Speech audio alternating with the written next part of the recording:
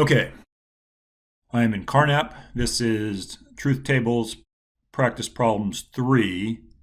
Although actually I think in the list of assignments it's called Validity Part 1.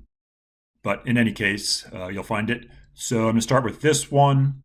So what we have here is an argument, and this symbol here, as you may know, is the turnstile. Anything to the left of the turnstile is a premise or premises. Anything to the right is the conclusion. Okay, and so when we have a truth table like this, what we're doing is determining if the argument is valid or invalid. All right, so we start the same way as we do for any truth table.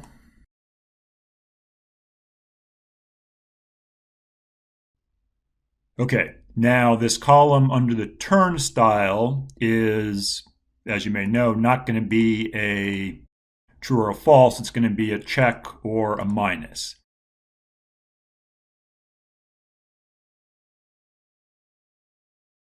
And so what we want to do for each line is determine if the argument satisfies or violates the definition of valid. So you'll remember the definition of valid is an argument is valid when and only when it is the case that if the premises are true, then the conclusion is true. So we want to know, just given what's on that line, is this definition satisfied or is it violated?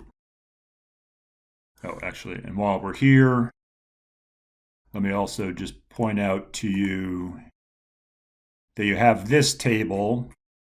The page number may change, but it's in chapter 11. And this tells you when a line gets an X and when it gets a check.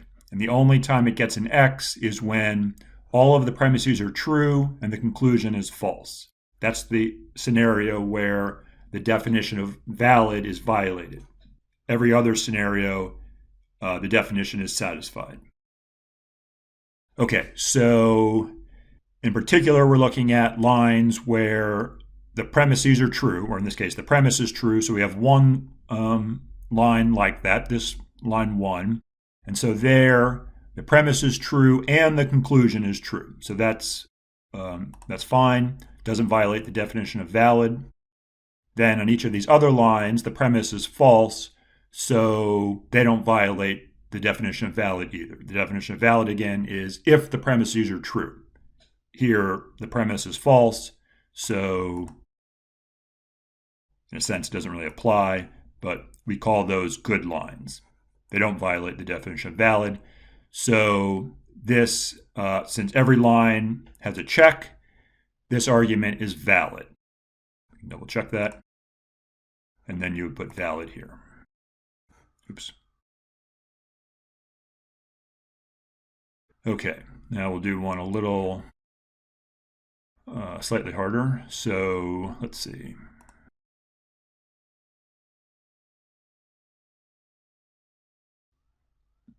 Okay, when you're doing these two sentences, for the premise, you have to do the column under the wedge last. And when you do that, you're looking at this column here. So the not stands for this entire not P. So you're looking at this column and this column to do the column under the wedge.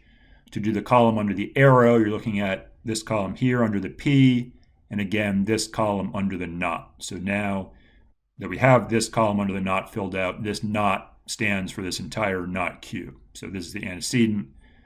This is the column for the antecedent. This is the column for the consequent.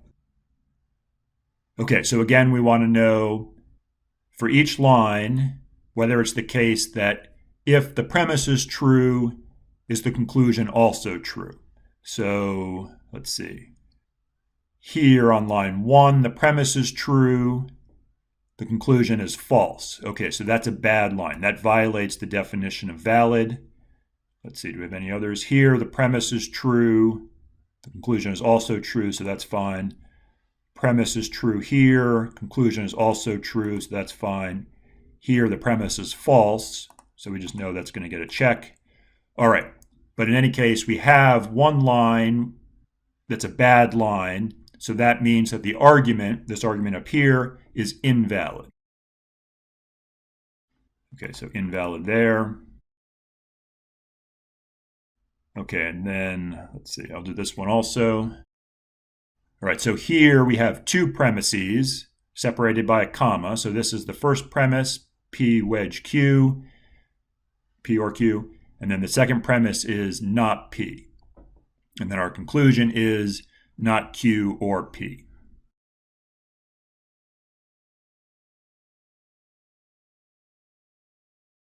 Okay, so again, here for this conclusion, we have to do the column under the wedge last, and we're looking at this column here under the not, and this column here under the P. All right, so on line 1, this premise is true, this premise is false. Okay, so that's going to be fine. On line 2, the first premise is true, second premise is false. That's going to be fine. On line 3, first premise is true, second premise is true, conclusion is false. Okay, so that's a bad line. And then on line 4, the first premise is true. Okay, so that's going to be a good line. All right, so we have one line that's a bad line, so that means that the argument is invalid. And we're done.